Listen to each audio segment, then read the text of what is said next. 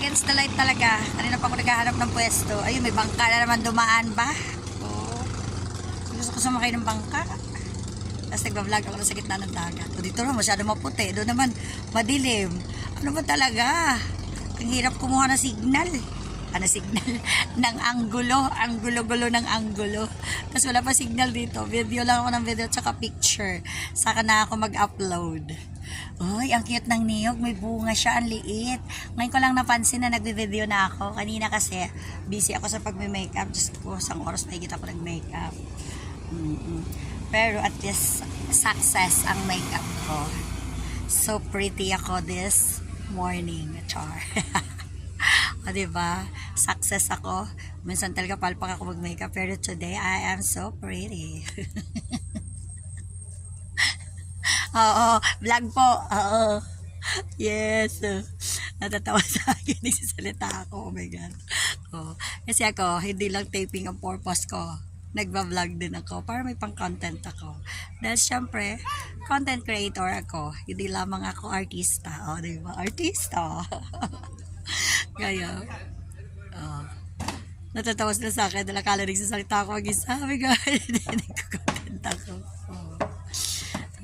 Ganda ng dagat. Pero ang hiling ko, masyadong mainit. Kasi sunog ang beauty ko nito pag masyadong mainit. So doon po naging eksena. Hindi ko mapakita kasi against the light. Doon po yung inayos.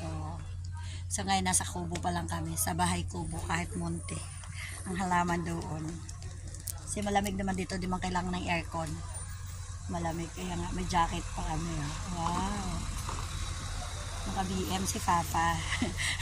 Si Papa talaga.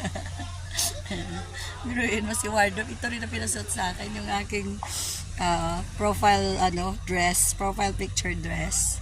Hindi na ako pinagbihis. Ito pa din. Talaga naman. Pero maganda kasi itong damit na to.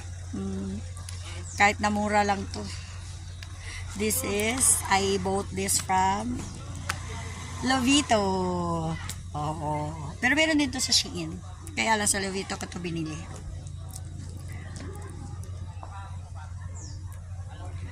Kaya lang talaga ang problema ko paano mag-upload ng video. Wala akong update today. Yun lang kanina nung papunta na ako ng GMA kasi hindi nga ako nagdala ng sasakyan. Kasi sabi ng aking magandang manager na si Joy de Sales, sila Joy, huwag na daw ako magdala ng kotse kasi malayo. Totoo naman. Biruin mo, dulo-dulo to ng Lobo, Batangas.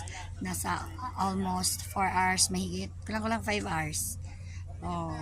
Malayo siya. Dulo-dulo ng Lobo, Batangas. Kung anong lugar to, hindi ko pa wala pa akong info. Basta part ito ng Lobo, Batangas. Resort siya, resort. And then, yan lang. Diba? Kanya-kanya kami ng standby area. Dito maliwalas. So, dito muna ako.